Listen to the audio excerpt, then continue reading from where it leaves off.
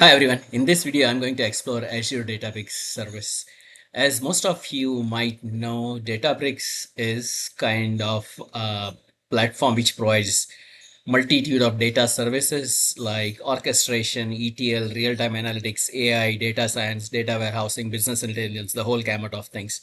And Azure has Databricks on its platform, so that's what we are going to explore. In this video, what we'll do is we'll start with provisioning Azure Databricks workspace, and then we'll create and start a cluster, a compute instance, and then we'll have a sample data file that will load onto our workspace, and then we'll create notebook on the cluster, and then we'll analyze the data using Spark. We'll create visualization, and we'll also use code to kind of bring the data into DataFrame, do some basic filtering operation, and then in the end it will tear down the infrastructure that we built. So this will just give a glimpse of what Azure Databricks service is, and that's my intent with this video. So please stay tuned.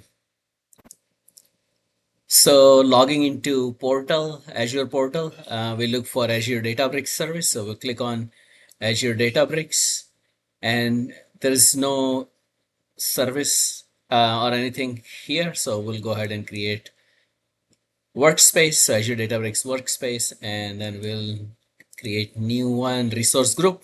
So this will be ML AZ workspace, and it's in central US region. And then actually this one is the resource group, and we have the workspace, and we have central US as the region, and rest everything we leave it as is. We can pick trial version also, so we'll take trial pricing tier, and then we'll hit review and create, and it will validate our setup, and then we'll hit create. We'll take most of the parameters default just for our POC trial purposes. And it might take a couple of minutes for the workspace to set up, but we'll pick up when it's created. All right, so as we can see now the deployment is complete. So let's go to the resource. So now we are in workspace. So there's not much going on in workspace here.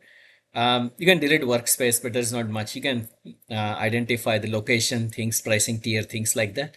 But what is of interest is we can launch workspace from here. So let's go ahead and launch the workspace. And sometimes it might ask login, or it might just use your login. And then, okay, so now this is the workspace, and there are a few things on the left now that are of interest to us.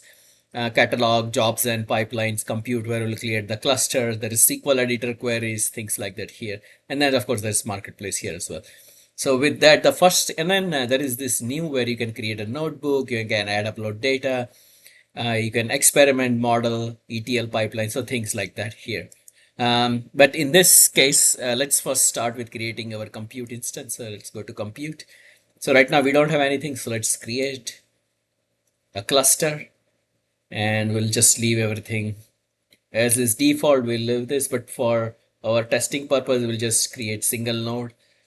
And you need to be very tactical in terms of the node type that you select. And so I'm going to create memory optimized E4D V4 with 32 GB memory, 4 cores, and it's memory optimized. So we'll pick that and terminate after. So I'll just say idle timeout of 20 minutes of inactivity. And I think that's it. And I'm going to hit create. And we'll start the creation process, and it will take few minutes for it to create. So we'll pick back up when it's created. Stay tuned. All right, so we got our cluster up and running, and it is denoted by this green dot here. And the other way to figure out is you go here, and in the state it will say the cluster is running. So now we have the cluster up and running. So now let's get going adding the data. So the first step is add or upload data. There are different connectors available for you to fetch data from Salesforce, Workday, ServiceNow. You can get data from Azure Data Lake Storage. There are other options, but what we'll do is we'll use tabular data file I will upload a tabular data file using our local um, upload. So click that. We just need to make sure we pick our running server here. So pick that. So once that is picked, then we go ahead and upload the file. So I'm going to upload the file from my local hard drive. And it's a file with products. I got the file from Microsoft Learning website. And it will take few seconds for to load the preview and then show the data here. And once that is done, then we'll hit create table to create the table. Okay, so this is the preview of table. So we'll select the schema. So we'll just select default schema. And so the catalog is hive underscore metastore, schema is default, and table name is product. You can change the table name here, but we'll just leave it at that. And let's create the table here. So now this table will be created into inbuilt data warehouse within our cluster on Databricks.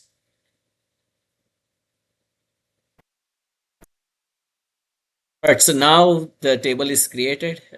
So it is under Hive Metastore default schema, and then we should see the table called products here. So now let's go ahead and do some analysis on it.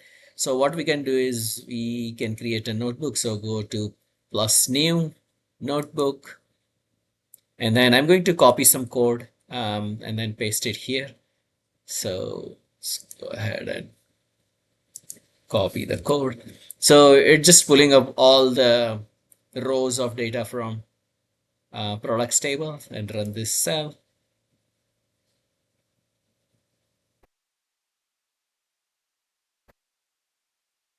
So notebook is connected, like getting execution contacts, and now it is querying the data.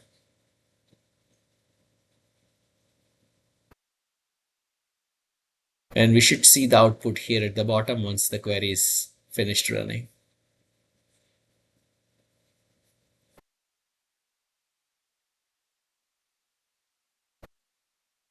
All right, so we got the response from our SQL out here. And so as you can see is product ID, name, category, and the list price column. So now let's create visualization. So there's this plus sign here, you click on it and it will show two options. So we'll click on visualization. So we'll start with bar chart, and for X axis, we'll select the category, and for Y column, we will have count of all the product IDs. So it's a sum here, but we'll just say count. So it will show all the products within that category. And then we'll show data labels here. So it will show 43 road bikes, 33 road frames, 32 mountain bikes, 28 mountain frames. So things like that. So this is the chart that we created. We can save it. And it will show here on our notebook. Next, what we want to do is we want to analyze the data using DataFrame. So I'm going to run small piece of code and then run it. So let me go ahead and create a new cell. And let me paste the code here. So all it does is it runs the select, and then we get DataFrame, and then you filter using category. So let's go ahead and run this cell.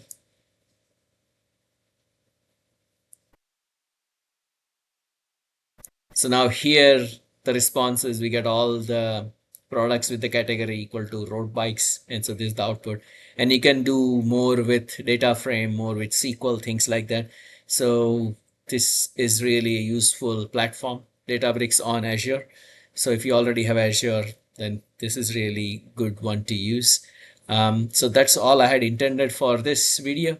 And you can share the notebook, you can save the notebook, share the notebook, things like that. You can expand, you can do multiple things with this. So in future videos maybe we'll do that. With that, now the last step is to go ahead and delete or terminate our instance. So we go back to compute, and we have our instance here. So we'll stop or terminate our instance. We'll ask you to confirm, so we confirm, and it will start the process to terminate your instance. And then once that is done, then you can go ahead and delete the instance here, the compute instance.